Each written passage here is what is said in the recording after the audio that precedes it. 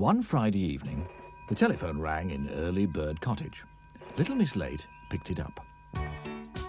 Hi, Miss Late speaking. Oh, hello, Mr. Silly.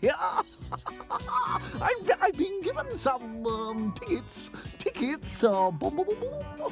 for a disco tomorrow night. Now, would you like to come? Oh, yeah, great. What a wonderful idea. Oh, righty-ho.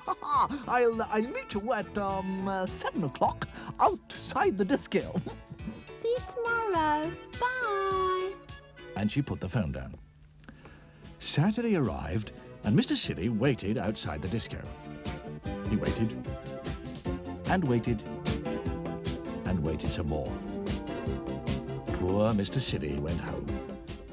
Next day, Mr. Silly went to see Miss Late. After a while, she opened the door. Hi, Mr. Silly. I thought we were going to meet outside the disco. Oh, dear. Late for this, late for that. Miss Late was late for everything. For instance, last year, do you know when she celebrated Christmas Day? January the 25th. 1 month late. Hi, happy Christmas. Oh, sorry.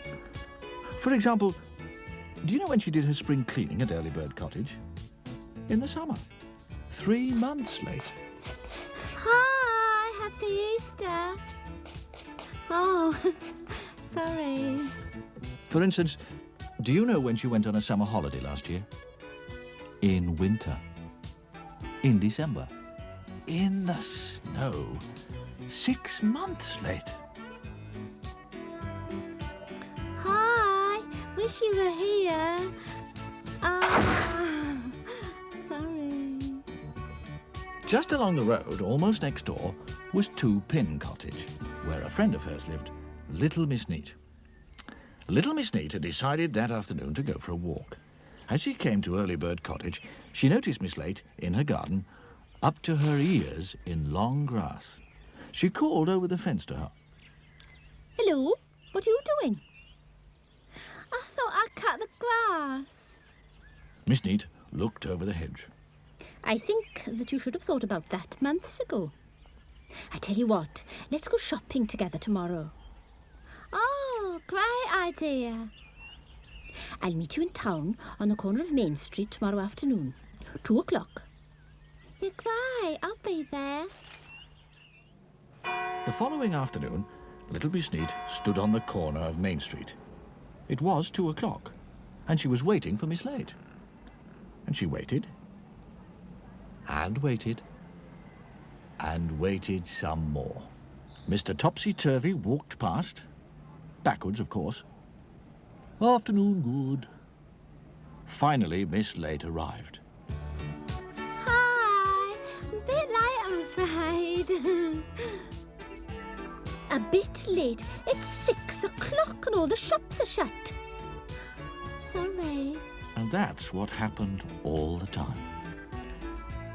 It happened when Miss Late decided to take a job.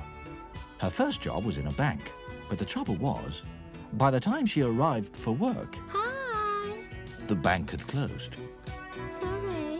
And that was the end of her first job. Her second job was working as a waitress in a restaurant. Mr. Greedy was in for lunch, and he glanced at the menu. Oh, good. Yes, I'll have, everything. Twice with chips. He was still waiting to be served at 7 o'clock that evening. So he went home, Sorry. and that was the end of her second job. Her third job was working as a secretary for Mr. Uppity. I'd like these letters typed before I go home this evening. It was 4 o'clock in the morning when Miss Late said, Finished. Yes, you certainly have. Sorry. And that was the end of her third job. But now, at last, Miss Late has managed to find herself the perfect job. Now she works for Mr. Lazy, cleaning his house and cooking his meals. And Little Miss Late, being Little Miss Late, is always late for work. So she doesn't arrive for work in the morning. She arrives as Mr. Lazy gets up. Good afternoon, Miss... Oh, sorry, Miss Late. Hi. And Mr. Lazy, being Mr. Lazy, doesn't have breakfast in the morning like you or I do. He has breakfast in the evening. Great.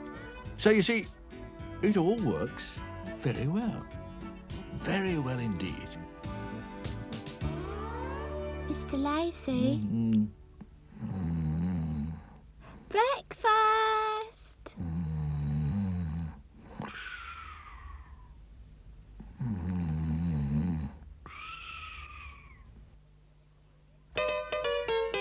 She's blunt. He's fun. They're late. And naughty. She's trouble. We're helpful, tidy, neat. I'm silly. Happy. She's little Miss Sunshine. I'm fuzzy. I'm greedy. I'm truly. It's magic. I'm mean. Bossy. Extreme. Scatterbrain. And about Splendid impossible team, all friends together, the little Miss and Mr. Men, all friends together, round and round we go, back to back and side by side.